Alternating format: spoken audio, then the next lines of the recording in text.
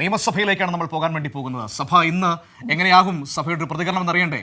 ഞാൻ പെട്ടെന്ന് ഞെട്ടിപ്പോയി. നിയമസഭ അറബിക്കടലിലെ തീർത്ഥാടനം അങ്ങനെയല്ല, ഞാനൊരു ഭംഗിക്ക് കളറാക്കാൻ വേണ്ടി കൈനിട്ടതാണ്.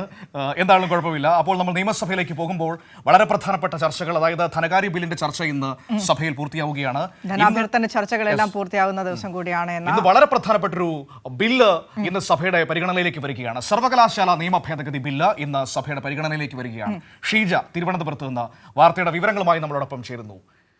Sheeja, good morning. Good morning Manu, Vinisha. ഇന്നലെ ധനകാര്യമന്ത്രി സഭയിൽ പറഞ്ഞൊരു കാര്യമുണ്ട് ഷീജ. കേന്ദ്രം ഏത് രീതിയിൽ നമ്മളെ അവഗണിച്ചാലും സുനിത വില്യംസിനെ പോലെ നമ്മൾ തിരിച്ചു വരും.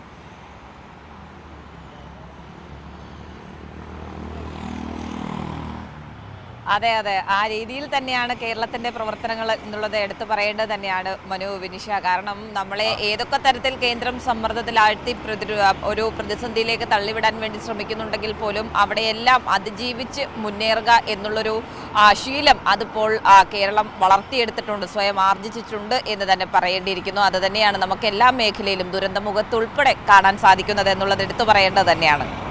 തീർച്ചയായും നമ്മൾ അതിൽ നിന്ന് ഇന്നത്തെ നമ്മുടെ വിഷയത്തിലേക്ക് വരികയാണെങ്കിൽ, ഇന്നിപ്പോൾ സഭയിലേക്ക് വരുമ്പോൾ ധനാഭ്യർത്ഥന ചർച്ച പൂർത്തിയാകുന്നു. ഒപ്പം തന്നെ സർവകലാശാല നിയമ ഭേദഗതി ബില്ല് സഭയുടെ പരിഗണനയിലേക്ക് വരുന്ന ദിവസം എന്നതിൽ അതിൻ്റെതായ ഒരു ഗൗരവവും പ്രത്യേകതയും ഇന്ന് സഭയ്ക്കുണ്ട്.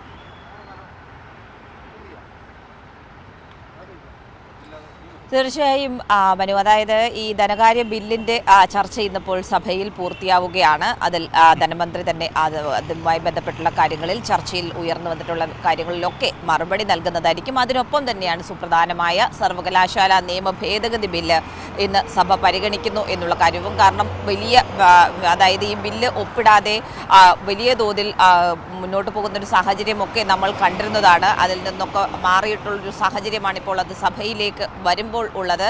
ഏതായാലും ഈ ബില്ലുമായി ബന്ധപ്പെട്ട് ഇരുപക്ഷത്തുള്ള അംഗങ്ങളും സംസാരിക്കുന്നതായിരിക്കും. അതിനുശേഷമായിരിക്കും ഇതിന്മേലുള്ളൊരു മറുപടി മന്ത്രിയുടെ ഭാഗത്ത് നിന്നും ഉണ്ടാവുക. ഇതിനു പുറമെ മറ്റ് 2 ബില്ലുകൾ കൂടി ഇന്നിപ്പോൾ സഭയുടെ പരിഗണനയ്ക്ക് വരുന്നുണ്ട്. ഒന്ന് സബ്ജക്റ്റ് കമ്മിറ്റിക്ക് വിട്ട വയോജന ബില്ലാണ്. അത് കൃത്യമായ രീതിയിൽ ചർച്ചയൊക്കെ പൂർത്തിയാക്കിയാണ് സബ്ജക്റ്റ് കമ്മിറ്റിക്ക് പോയത്. അതിനുശേഷം സബ്ജക്റ്റ് കമ്മിറ്റി റിപ്പോർട്ട് ചെയ്ത പ്രകാരമുള്ള ബില്ലാണ് ഇന്ന് സഭയുടെ ഫ്ലോറിലേക്ക് വരിക. ഏതായാലും അതിന് പുറമെയുള്ളത് ഏറ്റവും പ്രധാനപ്പെട്ട കാര്യം അടിയന്തര പ്രമേയ വിഷയമാണ്. ഏതായാലും ഇന്നിപ്പോൾ അടിയന്തര പ്രമേയ വിഷയമായി പ്രതിപക്ഷം നൽകാൻ തീരുമാനിച്ചിരിക്കുന്നത് തലശ്ശേരിയിലുണ്ടായ സംഭവം വികാസങ്ങളുമായി ബന്ധപ്പെട്ടുള്ള കാര്യമാണ്. ഇതിലൂന്നി സഭ പ്രക്ഷുബ്ധമാക്കുക എന്നുള്ളൊരു നീക്കമാണ് പ്രതിപക്ഷം നടത്തുന്നത്. പക്ഷേ സ്വാഭാവികമായും ഇതിൽ എന്താണ് തലശ്ശേരിയിൽ അവിടെ പോലീസ് സ്റ്റേഷനുമായി ബന്ധപ്പെട്ടുണ്ടായത് എന്നത് സംബന്ധിച്ച് മുഖ്യമന്ത്രി കാര്യങ്ങൾ വിശദീകരിക്കുന്നതായിരിക്കും.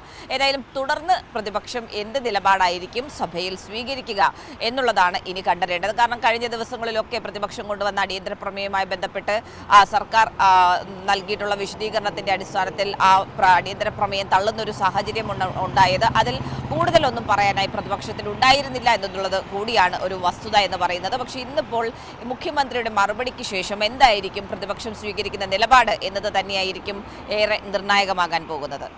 ശരി.